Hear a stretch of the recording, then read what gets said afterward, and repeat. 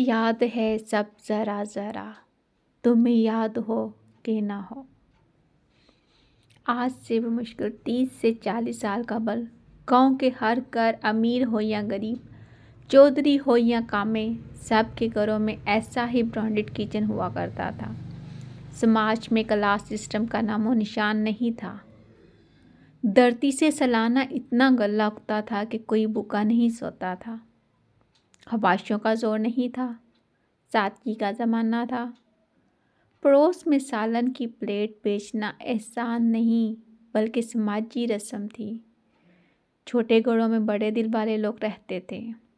मिट्टी के घर थे, मिट्टी के बर्तन थे, मिट्टी के इंसान कितने सुकून से जीते थे।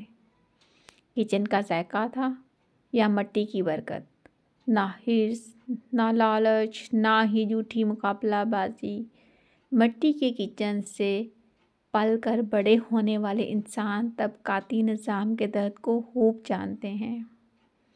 अब हमने तरक्की कर ली है, 5G का ज़माना है। दूसरों के दुख दर्द से कुछ लेना देना नहीं है।